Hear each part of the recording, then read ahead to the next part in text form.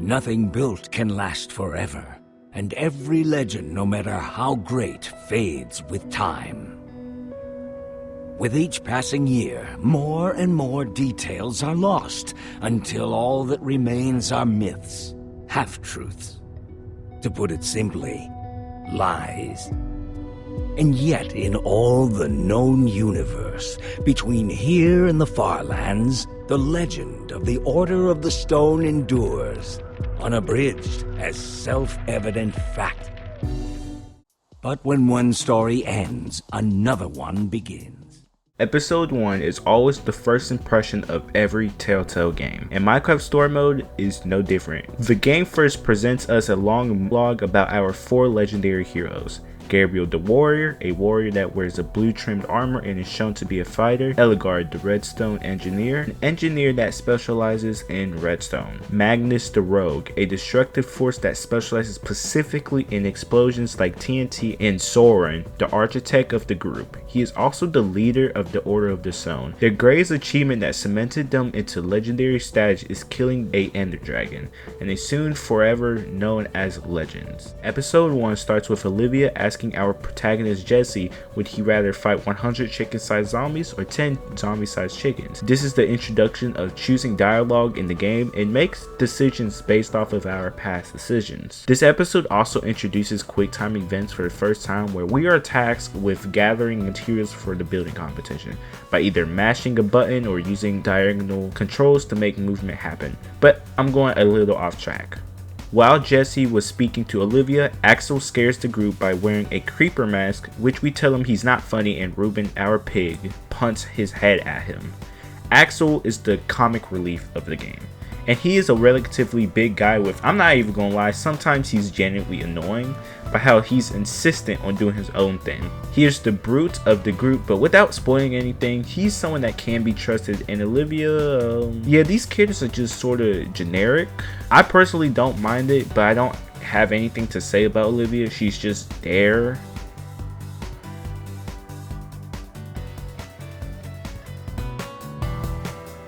After leaving the treehouse, Axel tells us that the winner of the building competition can meet Gabriel the Warrior. After gathering materials for the competition, we are headed out to the booth, and we are immediately established as losers by a bully character in their group. Unsure why, but life just kind of goes on. While speaking to the bully group and contemplating whether we want to jump them or ignore them, another new character appears named Petra. She is, I guess, a friend to Jesse and the bullies group. I mean, I played the whole game. I know what she is in the story, but not really in the beginning. Building starts now! Next, we started building. Oh no! A fireworks dispenser! I'm so scared! You worry about your build, and we'll worry about ours.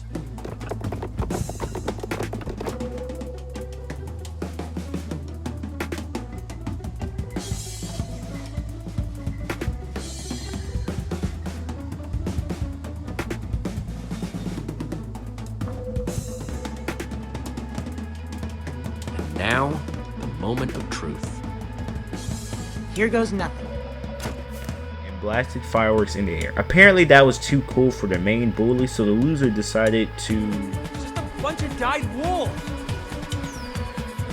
Whoops. Lava right through our build, and Ruben got hit in the crossfire and ran towards the forest. Jesse tells Axel and Olivia to help the build. Jesse chases after saying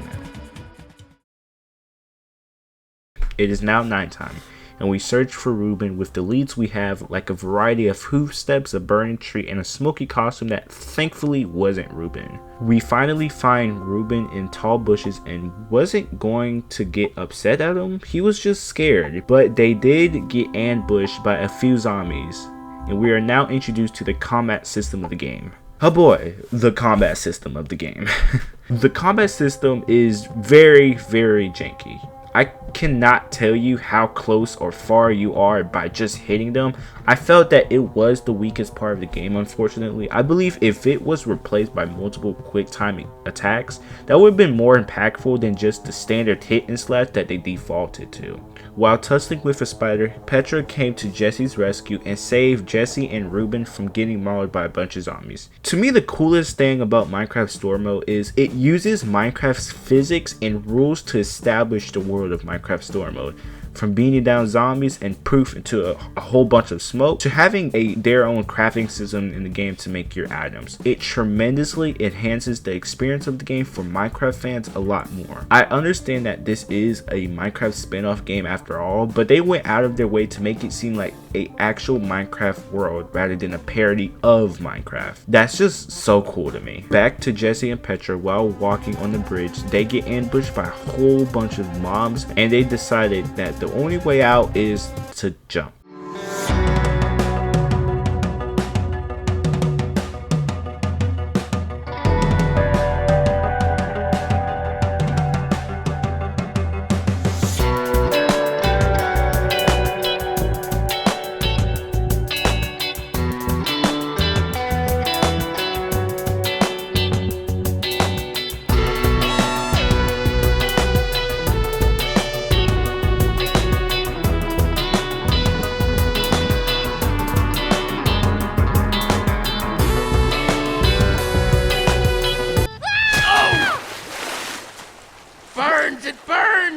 Don't you know? You dive into the water. You don't land on top of it.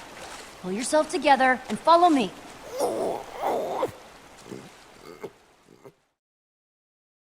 Jesse and Petra walks into Endercon and Petra notifies Jesse that she have a Wither Skull to give to someone for a diamond. So of course, to impress Petra, Jesse went to the alleyway and gets jump scared by someone named Ivor. Now Ivor, he seems kind of old, you know. I'm just surprised he could even stand, you know. Anywho, Petra comes and saves Jesse. Ivor inspects the skull while we check the chest and we get Lapis? We immediately booked it and started to look for this old freak. First, we asked this DJ. Tall, kind of mysterious, hypnotic eyes and a devilish smile.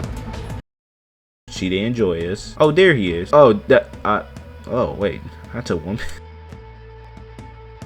You find out that Ivor is headed to the hall and the usher is scared of chickens. Well, how is that important to the story? We break a chicken machine to cause a distraction, of course. After breaking the chicken's machine, we found out about Ivor's hideout and discover he have a command block in the middle of the soul sand that makes a wither. But before we do anything else, Ivor comes into his hideout and everyone hides.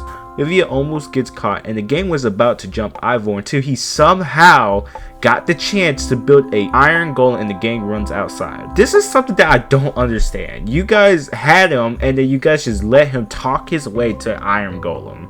Whatever. While running outside of the hideout, nobody notices that Lucas wasn't with them. Long story short, Jesse and Ruben saves Lucas from the Iron Golem. And then coming back to the scene, we come to find out that nobody from the gang can convince Gabriel to take them seriously. But they didn't have to convince Gabriel because Ivor himself shown himself to Gabriel. He notices him, but before Gabriel stops him, he had the time again to build a whole nother mob. And this time, this one really did cause havoc.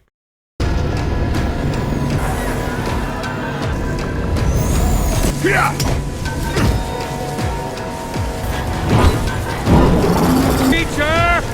Retreat!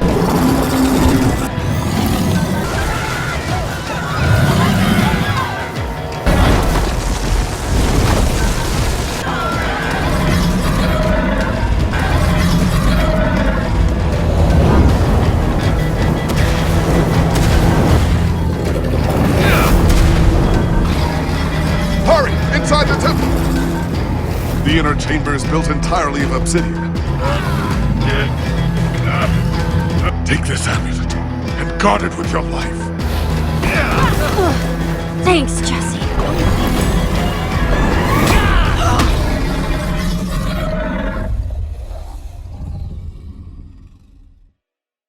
Another. It's really cool that they included this type of dimension inside the game.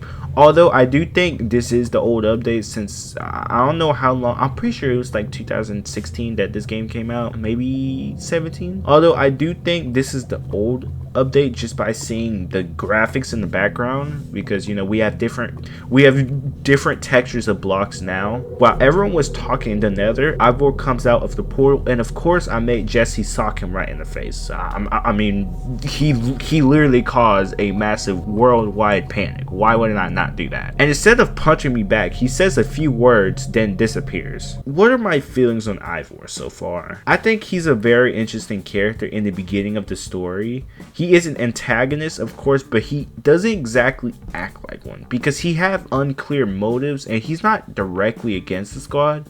I'm just more so excited about how they would flesh him out over the course of the game. Anywho, Jesse and the gang go on a minecart ride through the Nether and they reach the overworld. I decided we should build a dirt house to spend the night, so that's what we quickly did. After building the dirt house, randomly Axel started beefing with Lucas for no apparent reason. He was literally just picking on the boy for no reason. This honestly bothered me so much, and I don't exactly know why, but Jesse and Olivia de-escalates it and they just sleep for the night. So hold up. You're telling me that none of this is going to be resolved and like that's just going to be lingered down in the background? I bet you that they're not going to have beef in the morning, but I heavily digress.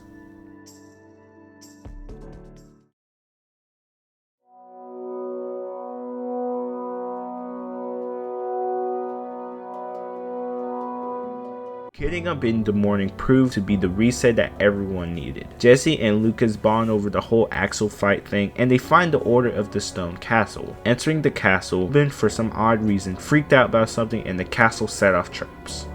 Everyone ran and nobody got hit once, which I thought was insane, but they couldn't get past the other side. So they gathered some materials and that all of them had, and they came up with a fishing rod. It actually helped in disabling traps, believe it or not. Freely walking to the other room across, we recognized that this was the same room for the very beginning intro of the game, and I'll let Jesse take over from here.